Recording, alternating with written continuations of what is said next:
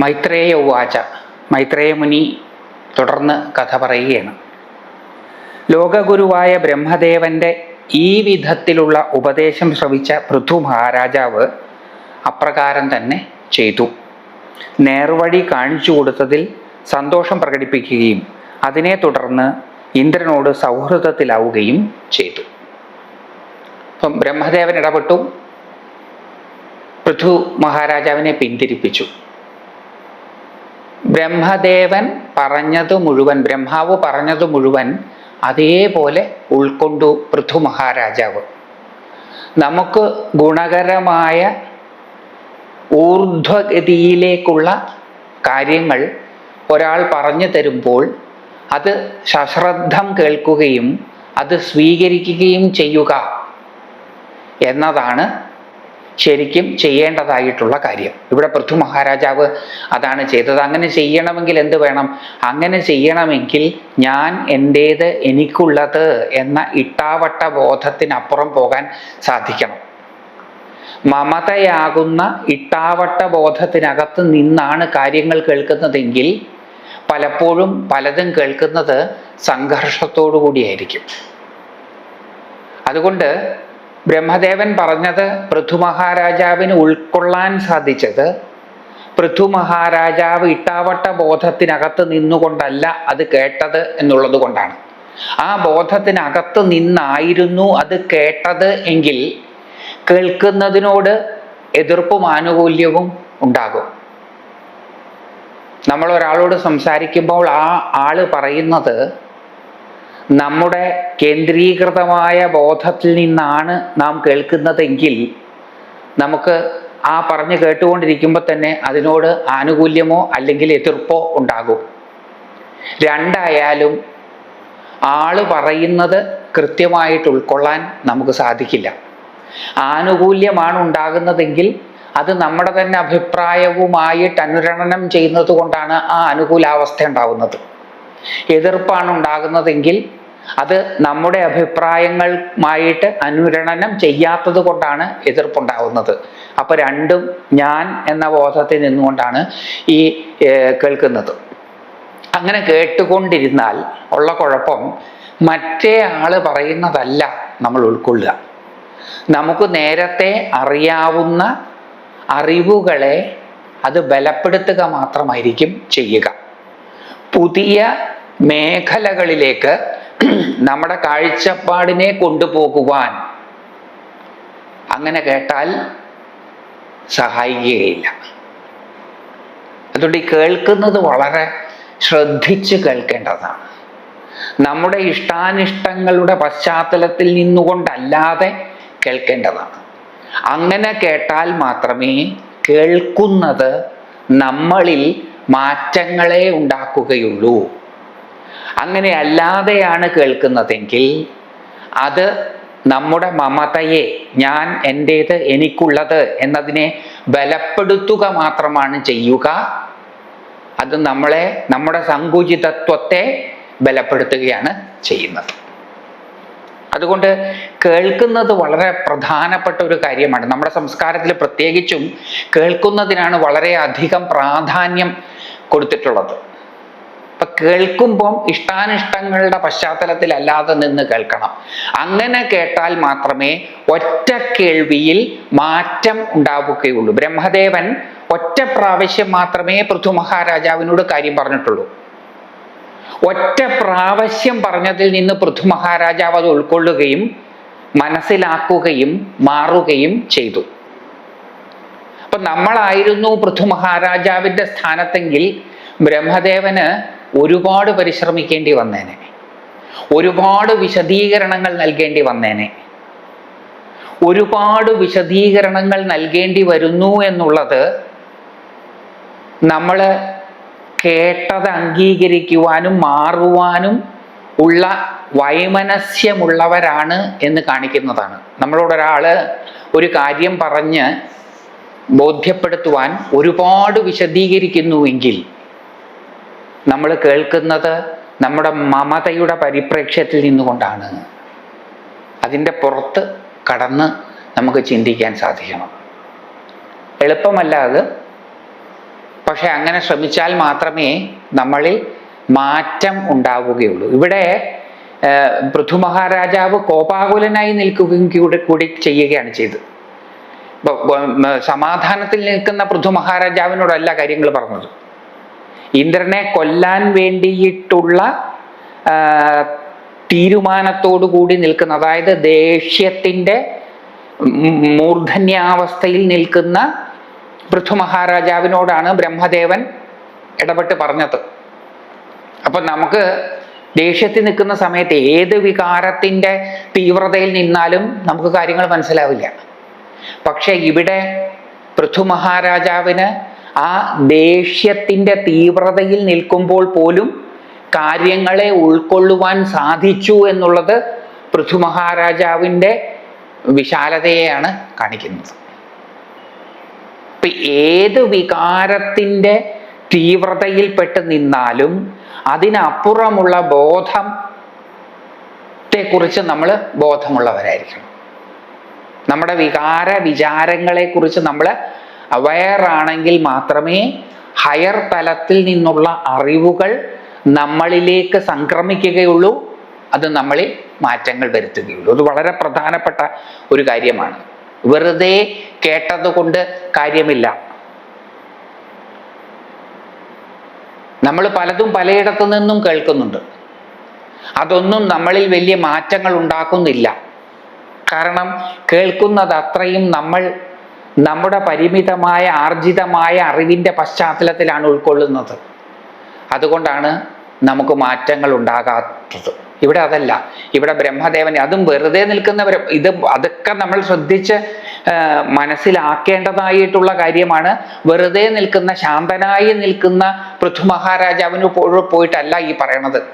കോപാകുലനായി നിൽക്കുന്ന പൃഥു മഹാരാജാവിനോടും ഋത്വിക്കുകളോടുമാണ്. ഋത്വിക്കുകളും അവിടെ ഇന്ദ്രനെ നിഗ്രഹിക്കുവാൻ വേണ്ടുന്ന മന്ത്രപ്രയോഗങ്ങൾ നടത്താൻ ഒരുമ്പെട്ടപ്പോഴാണ് ബ്രഹ്മദേവൻ പ്രത്യക്ഷപ്പെട്ട് ഈ കാര്യങ്ങളൊക്കെ പറയുന്നത്.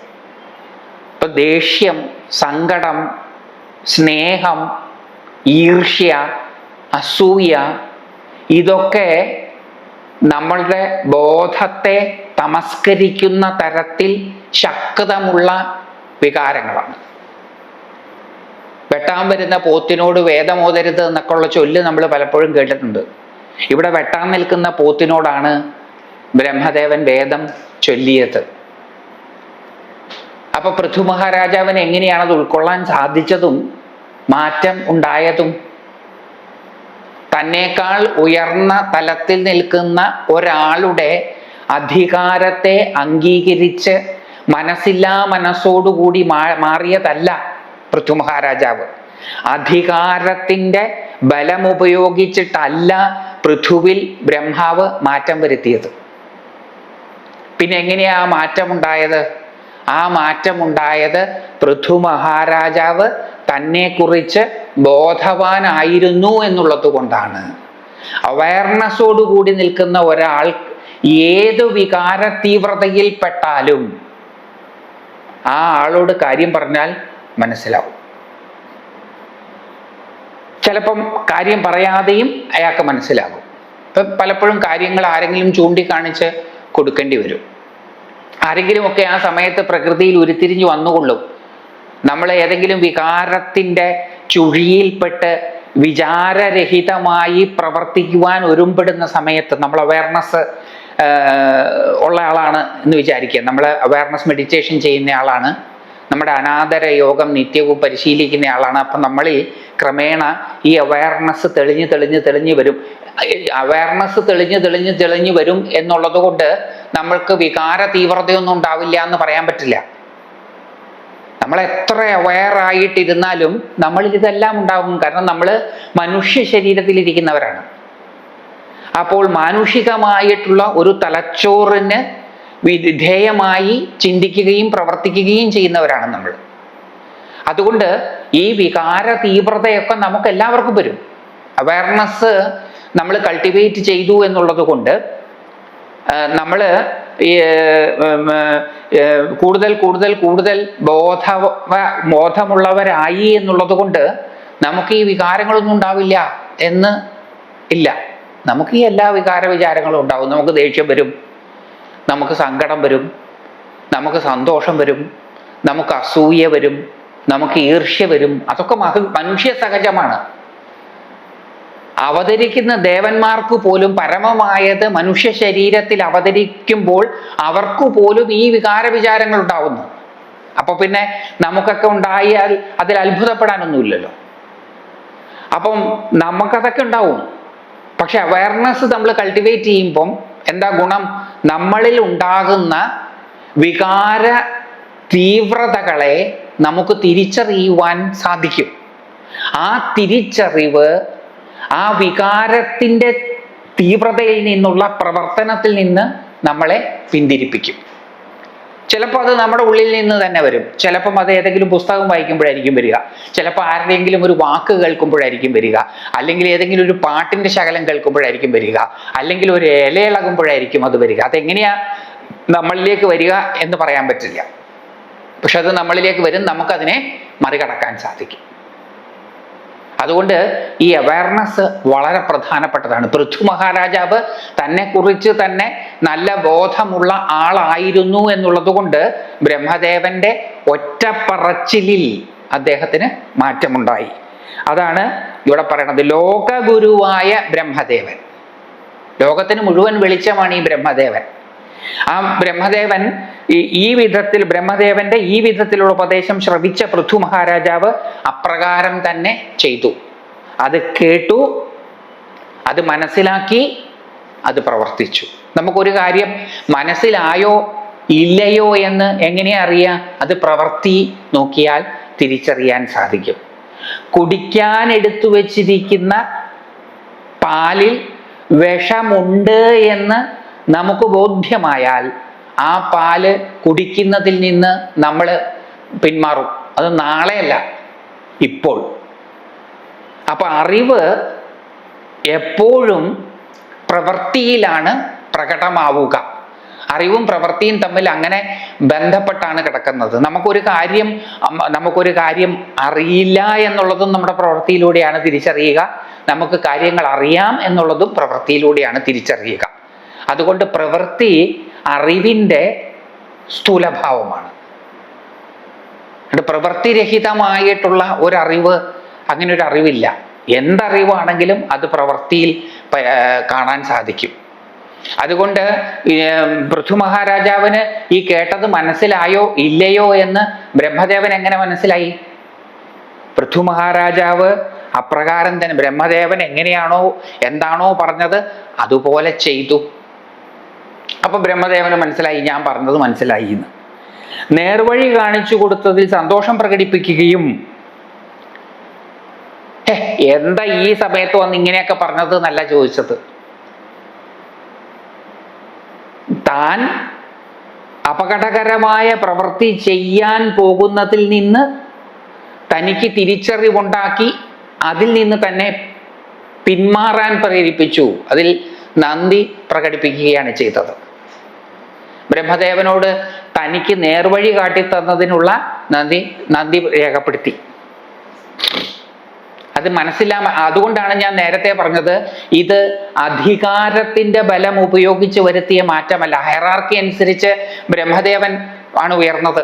അപ്പൊ ബ്രഹ്മദേവൻ വന്ന് ഉത്തരവിടുകയും ആ ഉത്തരവ് പൃഥു മഹാരാജാവ് അനുസരിക്കുകയും അല്ല ചെയ്തത്. അങ്ങനെ അധികാരത്തിന്റെ പിൻബലത്തിൽ കാര്യങ്ങൾ ചെയ്യുന്നൊരു പതിവ് പൊതുവെ ഭാരതത്തിലില്ല. ഭാരതത്തിലെ ആൾക്കാർ, ഭാരതീയർ, പഴയ ആൾക്കാർ, പണ്ട് നമ്മുടെ മഹർഷീശ്വരന്മാരൊക്കെ നമുക്ക് വരച്ച് കാണിച്ചു തന്നിട്ടുള്ള ആൾക്കാർ, അവർ മാറുന്നത് അധികാരത്തോടുള്ള ഭയം കൊണ്ടല്ല. അവരിൽ മാറ്റങ്ങൾ സംഭവിക്കുന്നത് തിരിച്ചറിവോടുകൂടിയാണ്. നമ്മളങ്ങനെയല്ല. നമുക്ക് പലപ്പോഴും മാറ്റങ്ങൾ ഉണ്ടാകുന്നത് നിയമങ്ങൾ ഉണർത്തുന്ന ഭയത്തിൽ നിന്നാണ്. എത്ര നിയമങ്ങളാണ് നമുക്ക്! ഇടവും വലവും തിരിയാൻ നമുക്ക് നിയമങ്ങളാണ്. ആ നിയമങ്ങൾ തെറ്റിച്ചാൽ പലതരത്തിലുള്ള ശിക്ഷാ നടപടികൾ ഉണ്ടാകും. ആ ശിക്ഷാ നടപടികൾ ഉണർത്തുന്ന ഭയത്തിൽ നിന്നാണ് നമ്മൾ അത് ചെയ്യുന്നതിൽ നിന്ന് പിന്തിരിയുന്നത്. പലതും ചെയ്യുന്നതിൽ നിന്ന് നമ്മൾ പിന്തിരിയുന്നത് ഭയം കൊണ്ടാണ്. അത് ശാശ്വതമായ ഒരു മാറ്റം അല്ല. അതുകൊണ്ട് നിയമങ്ങൾ ഉപയോഗിച്ച് മനുഷ്യരെ ഭരിക്കാൻ സാധിക്കും, പക്ഷെ മനുഷ്യരിൽ മാറ്റമുണ്ടാക്കാൻ സാധിക്കില്ല. മാറ്റമുണ്ടാകണമെന്നുണ്ടെങ്കിൽ തിരിച്ചറിവുണ്ടാകണം. തിരിച്ചറിവുണ്ടാക്കാൻ പര്യാപ്തമായിട്ടുള്ള വിദ്യാഭ്യാസം വേണം നമ്മൾ പകർന്നു കൊടുക്കാൻ. തിരിച്ചറിവോടുകൂടിയുള്ള മാറ്റം ശാശ്വതമായ മാറ്റമാണ്. അപ്പം ഇവിടെ ഭയാടിസ്ഥാനത്തിലല്ല പൃഥു മഹാരാജാവ് മാറിയത്. ബ്രഹ്മദേവൻ പറഞ്ഞു, പൃഥുവിന് മനസ്സിലായി. അതിനെന്താ കാരണം? പൃഥു മഹാരാജാവ് അവയർനെസ്സോട് കൂടിയിട്ടുള്ള ആളാണ്, ബോധത്തിൻ്റെ തലത്തിൽ നിൽക്കുന്ന ആളാണ്. അതുകൊണ്ടാണ് വികാര തീവ്രതയിൽ അല്പമൊന്ന് ചലിച്ചു പോയെങ്കിലും വീണ്ടും ശരിയായി വന്നത്. ഒന്ന് ആടി ഉലഞ്ഞു. ആ ആടി ഉലച്ചിൽ എല്ലാവരുടെ ജീവിതത്തിലും ഉണ്ടാകും. അതെത്ര ഉയർന്ന ആധ്യാത്മിക തലത്തിൽ വിഹരിക്കുന്ന ആളാണെങ്കിലും അതുണ്ടാകും. അതൊന്നും ഇല്ലാതെയാവുകയില്ല. പക്ഷേ ആ ഒരു ചലനം പെട്ടെന്ന് തന്നെ നേർ തലത്തിലേക്ക് വരും. നിശ്ചലതയിലേക്ക്, ആ ചലനം പെട്ടെന്ന് തന്നെ നിശ്ചലതയിലേക്ക് വരും. അപ്പൊ ഇവിടെ അത് വന്നു. അത് അങ്ങനെ തന്നെ ചലനത്തിൽ നിന്ന് നിശ്ചലതയിലേക്ക് തന്നെ കൊണ്ടുവന്നതിനുള്ള നന്ദി ബ്രഹ്മദേവനോട് രേഖപ്പെടുത്തി. അത് മാത്രമല്ല ചെയ്തത്, അതിനെ തുടർന്ന് ഇന്ദ്രനോട് സൗഹൃദത്തിലാവുകയും ചെയ്തു. ആരോടാണോ തനിക്ക് ശത്രുതയുണ്ടായിരുന്നത് ആ ആളോട് സൗഹൃദത്തിലാവുകയും ചെയ്തു. ശത്രുത സൗഹൃദത്തിന് വഴിമാറിക്കൊടുത്തു. ഈശ്വരോന്മുഖരായി ചരിക്കുന്നവരുടെ ഗുണങ്ങളിൽ വളരെ പ്രധാനപ്പെട്ട ഗുണമാണ് മൈത്രീഭാവം. എല്ലാവരോടും സൗഹൃദ ഭാവം ഉണ്ടാവുക.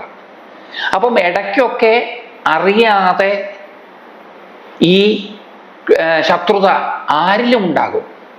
പക്ഷെ അവയർനെസ് കൾട്ടിവേറ്റ് ചെയ്യുന്ന ഒരാൾക്ക് അത് തിരിച്ചറിയാൻ സാധിക്കുകയും അതിൽ നിന്ന് മോചനം ലഭിച്ച് സൗഹൃദത്തിലേക്ക് എത്തിച്ചേരുവാൻ സാധിക്കുകയും ചെയ്യും.